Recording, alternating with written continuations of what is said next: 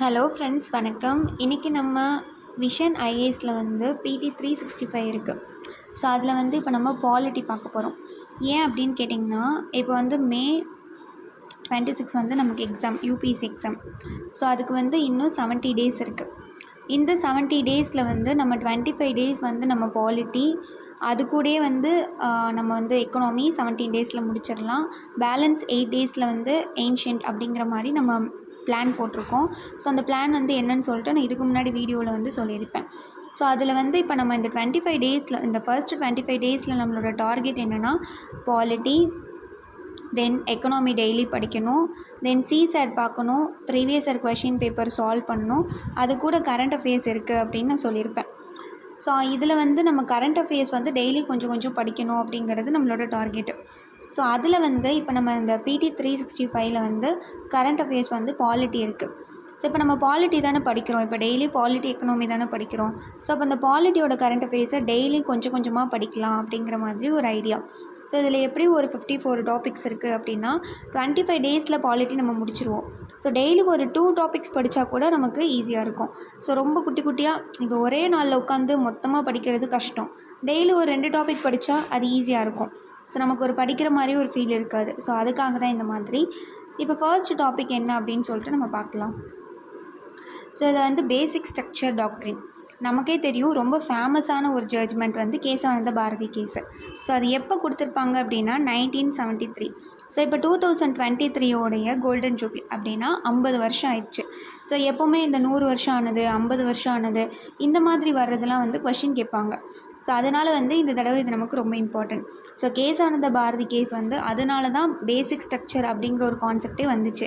So அதுக்கு முன்னாடி வரைக்கும் அப்படி இல்லை. ஸோ கேசவானந்த பாரதி கேஸில் தான் என்ன சொல்லியிருப்பாங்க, பேசிக் ஸ்ட்ரக்சர் அப்படிங்கிற ஒரு கான்செப்ட்டு கொண்டு வந்திருப்பாங்க. ஸோ இது வந்து 50 வருஷம் ஆச்சு, அதனால் இப்போ அது நியூஸில் இருக்குது. ஸோ ஃபஸ்ட்டு வந்து எப்படி இந்த பேசிக் ஸ்ட்ரக்சர் அப்படிங்கிற அந்த கான்செப்ட் வந்து வந்துச்சு, இதுக்கு முன்னாடி என்னென்ன ஜட்ஜ்மெண்ட் கொடுத்தாங்க அப்படிங்கிறத பற்றி நம்ம பார்க்கலாம். ஸோ ஃபஸ்ட்டு பார்த்திங்கன்னா, ஏகே கோபாலன் கேஸ் 1950, அதுக்கப்புறம் வந்து சங்கரி பிரசாத் கேஸ் 1951, தென் வந்து சஞ்சன் சிங் கேஸ் வந்து 1965. இந்த 3 கேஸ்லேயுமே என்ன சொல்லியிருப்பாங்க அப்படின்னா, பார்லிமெண்ட் வந்து அமெண்ட்மெண்ட் பண்ணிக்கலாம், ஈவன் பார்த்திங்கன்னா ஃபண்டமெண்டல் ரைட்ஸை கூட அமெண்ட்மெண்ட் பண்ணிக்கலாம் அப்படிங்கிற மாதிரி சொல்லியிருப்பாங்க. So parliament can amend any part including fundamental rights அப்படிங்கிற மாதிரி சொல்லியிருப்பாங்க. அப்போ ஃபண்டமெண்டல் ரைட்ஸை அமெண்ட்மெண்ட் பண்ண முடியும் அப்படிங்கிற மாதிரி இந்த கேசஸ்லாம் சொல்லியிருப்பாங்க. ஸோ அதுக்கப்புறம் என்ன சொல்லியிருப்பாங்கன்னா, கோலக்நாத் கேஸ், இந்த கேஸோட இயர்லாம் ரொம்ப முக்கியம், ஞாபகம் வச்சுக்கோங்க. ஸோ கோலக்நாத் கேஸ் 1967 என்ன சொல்லியிருப்பாங்கன்னா, அதெல்லாம் கிடையாது, பார்லிமெண்ட் வந்து ஃபண்டமெண்டல் ரைட்ஸை வந்து அமெண்ட்மெண்ட் பண்ண முடியாது. So fundamental rights cannot be amended by the parliament. So முதல்ல என்ன சொன்னாங்க, ஃபண்டமெண்டல் ரைட்ஸை அமெண்ட்மெண்ட் பண்ண முடியும்னு சொல்லியிருப்பாங்க இந்த 3 கேஸ்லேயுமே. இப்போ கோலக்நாத் கேஸில் என்ன சொல்லியிருக்காங்க, அதெல்லாம் முடியாது, ஸோ பார்லிமெண்ட்னால ஃபண்டமெண்டல் ரைட்ஸ் எல்லாம் அமெண்ட்மெண்ட் பண்ண முடியாது அப்படிங்கிற மாதிரி சொல்லியிருப்பாங்க. ஸோ அப்படி சொன்னது பார்த்திங்கன்னா என்ன ஆயிருக்கும் அப்படின்னா, உடனே வந்து இவங்க இப்படி சொல்லிட்டாங்கன்னு சொல்லிட்டு கவர்மெண்ட் என்ன பண்ணியிருப்பாங்கன்னா, பார்லிமெண்ட்டில் வந்து சில சட்ட திருத்தங்கள் கொண்டு வந்திருப்பாங்க. ஸோ அதுதான் வந்து 24th கான்ஸ்டியூஷனல் அமெண்ட்மெண்ட் ஆக்ட். அதில் அவங்க என்ன சொல்லியிருப்பாங்கன்னா, பார்லிமெண்ட் நினச்சா அமெண்ட்மெண்ட் பண்ண முடியும் அப்படிங்கிற மாதிரி சொல்லியிருப்பாங்க. தென் 25th கான்ஸ்டியூஷன் அமெண்ட்மெண்ட் ஆக்ட்லேயுமே வந்து பார்த்திங்கன்னா, இப்போ ரைட் டு ப்ராப்பர்ட்டிலாம் வந்து காம்படிஷன் கொடுத்து கர்டெயில் பண்ண முடியும். அப்புறம் சில டிபிஎஸ்பிஸ்லாம் வந்து ஃபண்டமெண்டல் ரைட்ஸ்க்கும் ப்ரிசைட் ஆக முடியும். அப்புறம் ஜுடிஷியல் ரிவ்யூக்கான அந்த ஸ்கோப் இதெல்லாம் வந்து எடுத்திருப்பாங்க.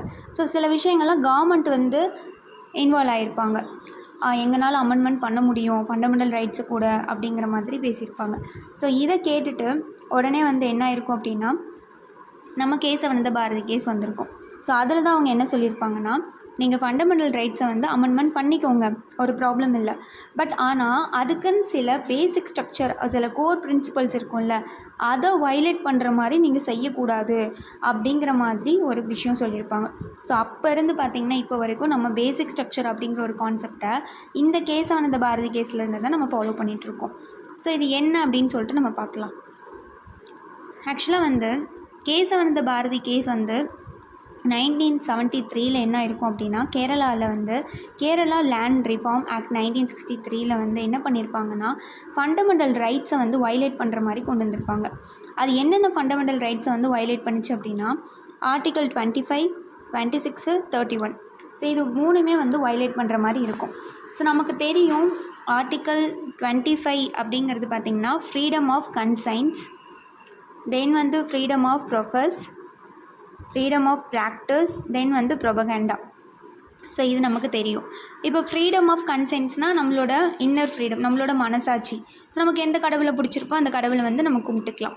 அதே ப்ரொஃபஸ் அப்படின்னு பார்த்திங்கன்னா ஓப்பனாக வந்து சொல்லலாம், இந்த மாதிரி நான் என்னோடய ரிலீஜன் வந்து நான் இதை தான் பிலீவ் பண்ணுறேன், இதுதான் என்னோடய ஃபெய்த் அப்படிங்கிற மாதிரி ஓப்பனாக டிக்ளேர் பண்ணலாம்.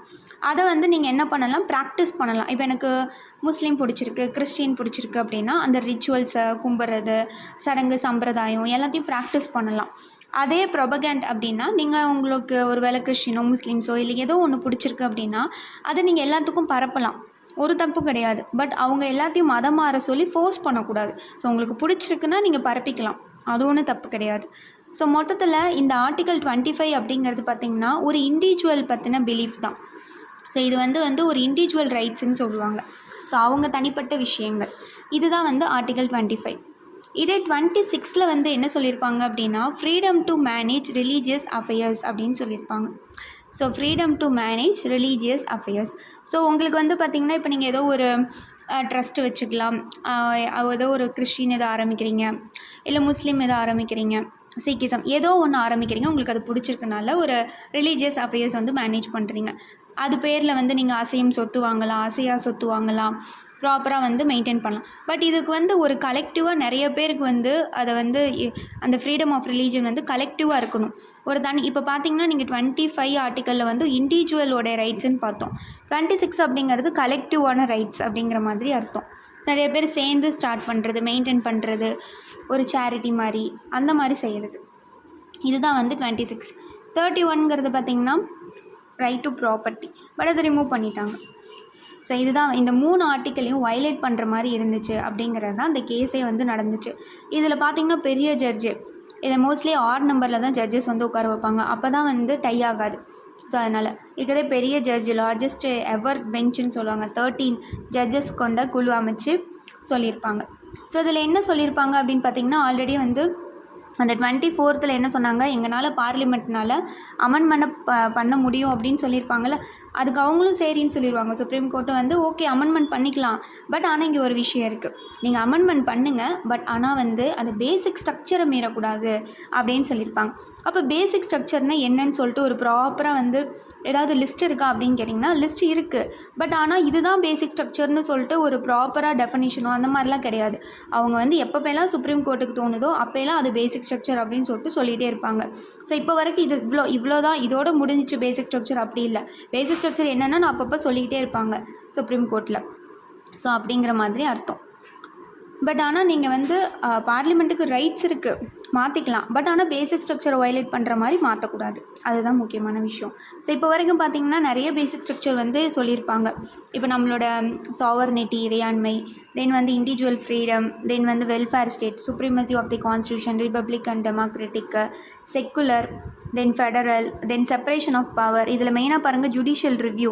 இப்போ நீங்கள் ஏதாவது பார்லிமெண்ட்டில் வந்து சட்டம் கொண்டு வந்திருக்காங்கன்னா அது பேசிக் ஸ்ட்ரக்சரை வயலேட் பண்ணிருச்சுன்னா உடனே ஜுடிஷியரி வந்து இது வந்து செல்லாது, அன்கான்ஸ்டியூஷனல் அப்படின்னு சொல்லிடுவாங்க. ஸோ அப்போ ஜுடிஷியல் ரிவ்யூவே பார்த்திங்கன்னா ஒரு பேசிக் ஸ்ட்ரக்சர் தான். யூனிட்டி அண்ட் இன்டெகிரிட்டி, தென் வந்து harmony, balance between fundamental rights and DPSP. So இதெல்லாம் ஈவன் பார்த்திங்கன்னா சில இதெல்லாம் வந்து 25th 29th கான்ஸ்டியூஷன் அமெண்ட்மெண்ட் ஆக்டில் இருக்கிறதெல்லாம் அப்ஹெல்ட் பண்ணியிருப்பாங்க.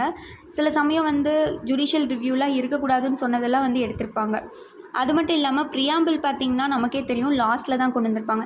பட் அது என்ன தான் இண்டெக்ஸ் மாதிரி இருந்தாலும் அது லாஸ்ட்டில் தான் வந்திருக்கும். ஸோ இப்போ ப்ரியாம்பிள் வந்து நம்ம கான்ஸ்டியூஷனில் ஒரு பார்ட்டான்னு கேட்டால் ஆமாம். ஸோ அது ஒன் டைம் வந்து அமெண்ட்மெண்ட்டும் பண்ணியிருப்பாங்க. ஆனால் அது செப்பரேட்டாக வந்து நம்மளால் வந்து கேட்க முடியாது. ஜுடிஷரியில் போய் என்னோடது வயலேட் ஆயிடுச்சு அப்படின்னு சொல்லிட்டுலாம் கேட்க முடியாது, ஃபண்டமெண்டல் ரைட்ஸ் மாதிரி. ஸோ அப்போ இதில் முக்கியமான ஒரு பாயிண்ட் அப்படின்னு பார்த்திங்கன்னா இதுதான். ஸோ பேசிக் ஸ்ட்ரக்சர் அப்படிங்கிற வார்த்தை கான்ஸ்டியூஷனில் எங்கேயாவது மென்ஷன் பண்ணியிருக்காங்களா அப்படின்னு சொல்லிட்டு ஒரு கொஷின் கேட்கலாம்.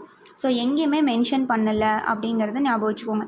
எப்போ எல்லாம் ஜுடிஷியரி தோணுதோ அப்போப்பெல்லாம் வந்து இது பேசிக் ஸ்ட்ரக்சர், இது பேசிக் ஸ்ட்ரக்சர், இது பேசிக் ஸ்ட்ரக்சர்னு சொல்லுவாங்க. ஸோ அது ஏன் இப்படின்னு பார்த்தீங்கன்னா, ஏன்னா பார்லிமெண்ட் வந்து அவங்க இஷ்டத்துக்கு நிறைய லா மேக்ஸ் பண்ணிடக்கூடாதுல்ல. ஸோ அதனால் ஒரு செக்ஸ் அண்ட் பேலன்சஸ் இருக்கணும்ல. அதனால தான் இந்த மாதிரி இருக்குது. அது மட்டும் இல்லாமல் நம்ம கான்ஸ்டியூஷன் வந்து 1950s கொண்டு வந்தாலும் அது வந்து நாளுக்கும் கிழமைக்கும் தகுந்த மாதிரி மாறிக்கிட்டே இருக்கும்ல.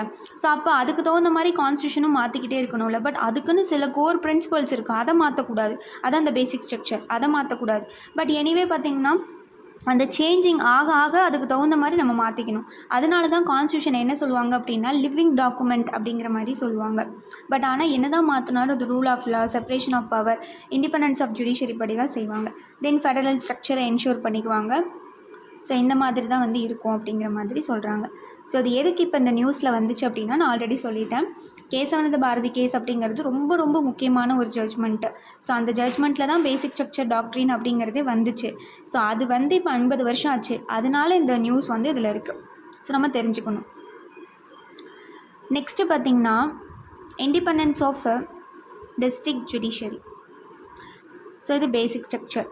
இது வந்து supreme court in all India judges association versus union of இந்தியாவில் என்ன சொல்லியிருப்பாங்கன்னா டிஸ்ட்ரிக்ட் ஜுடிஷியரிஸ் இண்டிபெண்டன்ஸ், அதுவும் வந்து இனிமேல் பேசிக் ஸ்ட்ரக்சர் அப்படிங்கிற மாதிரி சொல்லியிருப்பாங்க. சுப்ரீம் கோர்ட் ஹை கோர்ட் மட்டும் இல்லை, இனிமேல் டிஸ்ட்ரிக்ட் ஜுடிஷியரியும் தான் அப்படின்னு சொல்லியிருப்பாங்க. ஸோ நமக்கு தெரியும் மேலே வந்து சுப்ரீம் கோர்ட், அப்புறம் ஹை கோர்ட், அது கீழே பார்த்திங்கன்னா டிஸ்ட்ரிக்ட் அண்ட் செஷன் கோர்ட். இப்போ டிஸ்ட்ரிக்ட் அப்படிங்கிறது சிவில் சைடு, செஷன் கோர்ட்டுங்கிறது கிரிமினல் சைடு. ஸோ அது கீழே subordinate judge court, munsif court, then chief judicial magistrate court. இங்கே வந்து பார்த்திங்கன்னா ஜுடிஷியல் மேஜிஸ்ட்ரேட் கோர்ட். இதில் வந்து